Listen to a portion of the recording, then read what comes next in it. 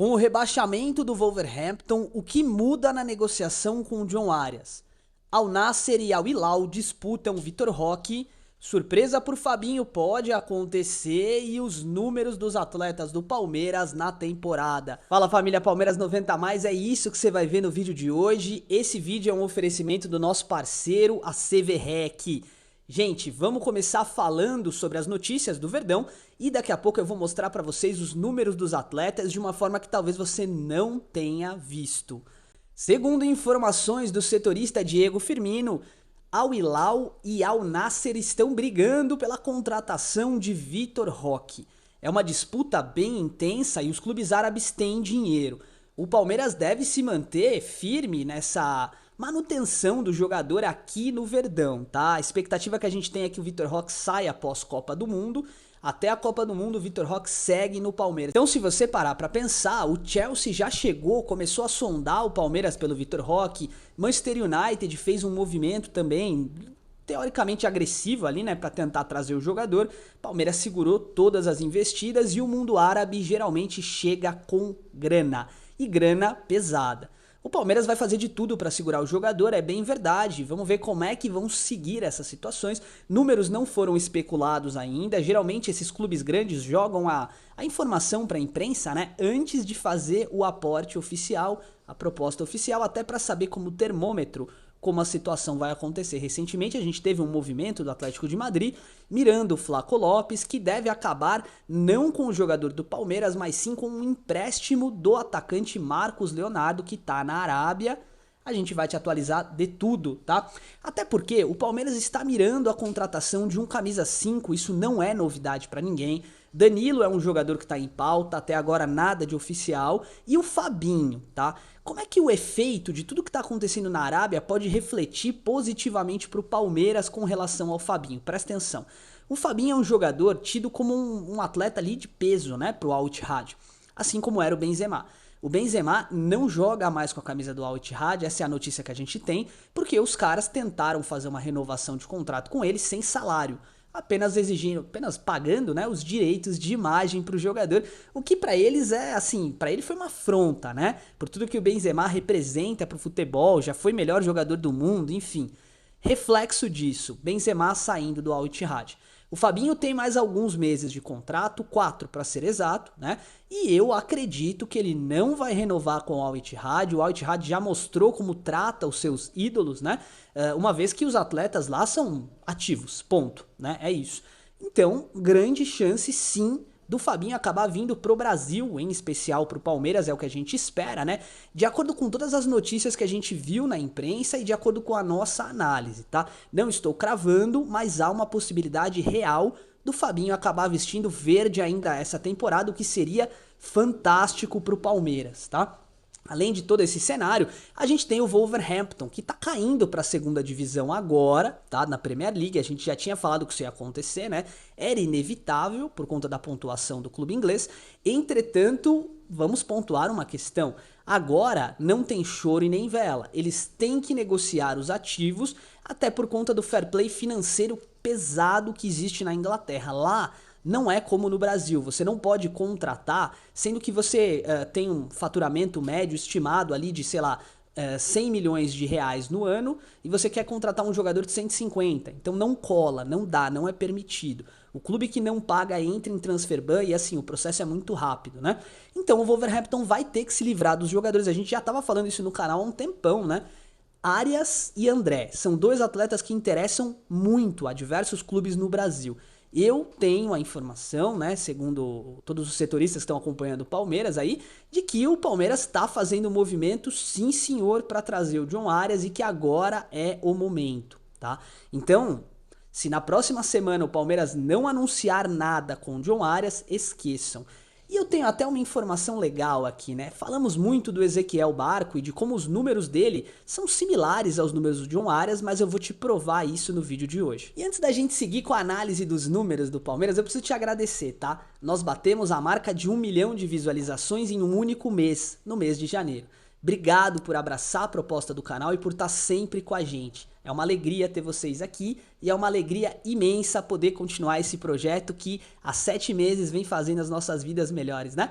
Bora falar agora de números. Então agora, gente, nós preparamos, tá, uma análise com alguns jogadores do Palmeiras, mas mais importante do que a análise, o número frio, uma comparação com potenciais, entre aspas, substitutos, tá? Você vai entender o que eu tô falando. Nós estamos analisando aqui o Vitor Roque apenas no ano de 2026 e no Paulistão. Eu não considerei o Brasileirão por enquanto, tá? Porque só tem uma partida, né? A média do Vitor Roque ali, que o SofaScore tá dando, é 6.8. O mapa de calor dele mostra bastante aqui, né? Um centroavante que pisa na área, mas que roda o campo inteiro. Isso justifica aquilo que a gente sempre diz pra vocês a respeito do carrossel, né? Então é um jogador que flutua pelas pontas, né? Quando a gente para pra pensar e analisar aqui, a gente tem uma média do Vitor Roque de 2 finalizações por jogo. Sendo que 0.3 é uma finalização correta, ou seja, uma finalização que vai no gol, para o goleiro defender ou para ser gol, né? Temos um número de partidas reduzido, é claro, são 3 jogos, sendo um como titular, por isso que esses números estão baixos. A gente pode puxar e vamos puxar o Brasileirão do ano passado, mas é só para vocês terem uma ideia do que aguarda a vocês, né, a todos nós, com os conteúdos de 2026. Então, beleza. Outro número que me chama muito a atenção quando a gente analisa o Vitor Roque, porque ele é um atacante, um centroavante, né? Olha o número de bolas recuperadas por jogo. Nós estamos falando de 3 partidas onde ele tem uma média de praticamente uma recuperação por jogo. Sendo que no ataque é 0,3, ou seja, a gente tem grande chance do Vitor Roque apertar a zaga e roubar uma bola, recuperar uma bola em condição de gol. Bolas recuperadas no ataque geram um contra-ataque, você sabe disso, você acompanha o canal há bastante tempo, né? E aí, obviamente, não tem muito pra onde fugir, né? Contra-ataque, a chance de gol é muito grande, tá?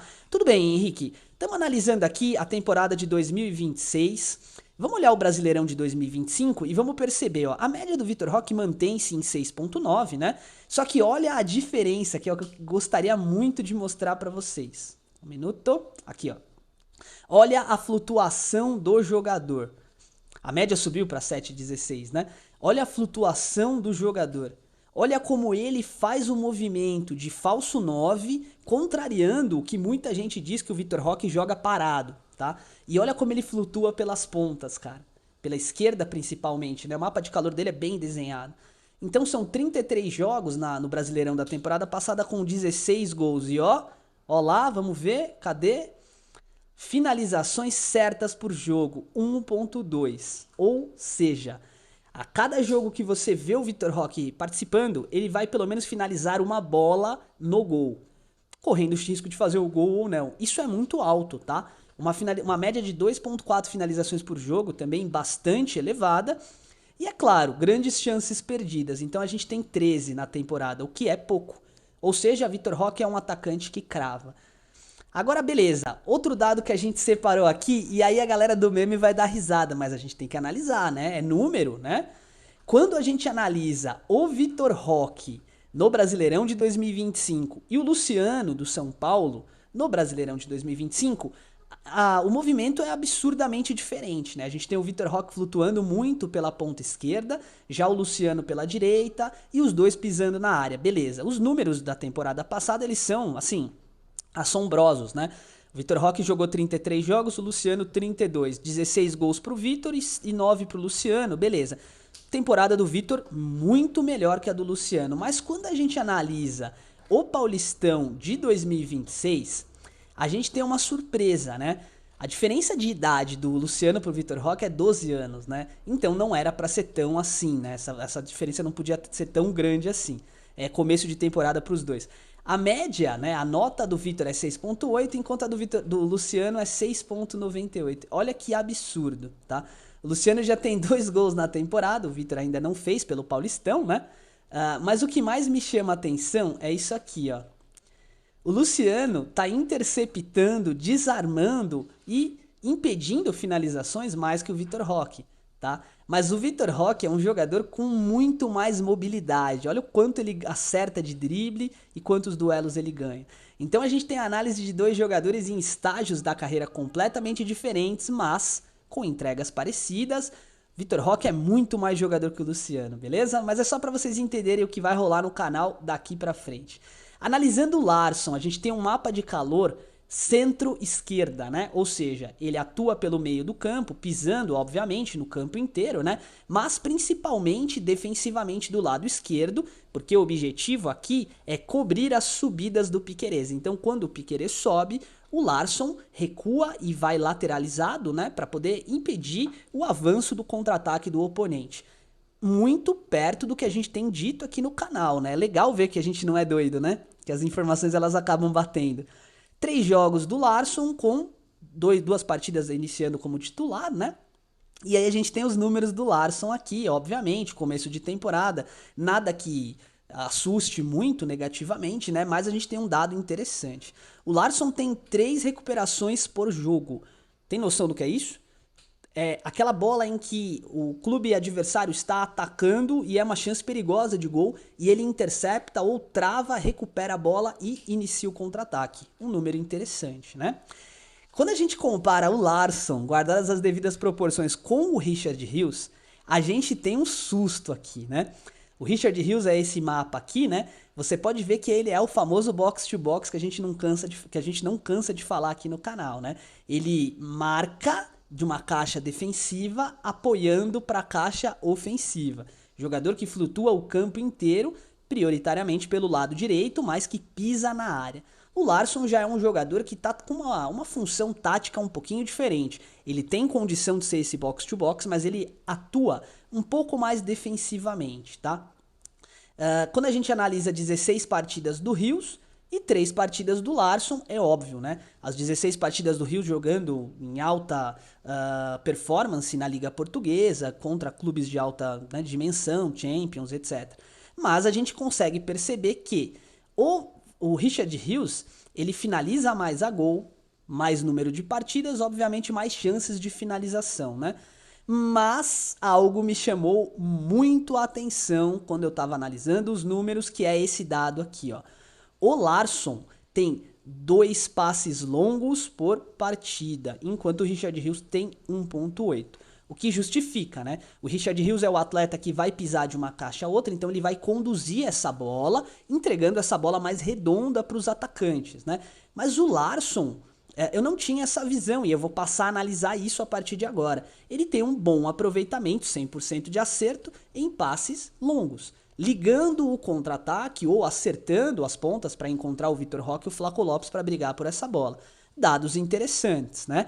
Além disso, um dado interessante também, o Larsson perde menos a bola do que o Richard Rios. 8.7 contra 10.7, mais partidas para o Rios, jogando numa liga de alta performance, é óbvio, mas é um dado interessante também para a gente trazer. E agora, quando a gente analisa o Marlon Freitas, percebe-se que é algo bem parecido, né? Flutuando centro-direita, defensivamente, ligando o jogo, mas também pisando no campo ofensivo, com muita cautela, né? Um jogador que não costuma subir todas as oportunidades que tem, né? Números interessantes, uma média de 3 bolas recuperadas por jogo, que é maior ainda do que o Larsson, né? Uma vez que ele tá jogando de camisa 5, faz total sentido. E um detalhe muito interessante, passes certos no Paulistão. 32.8, 92% de acerto no passe de bola.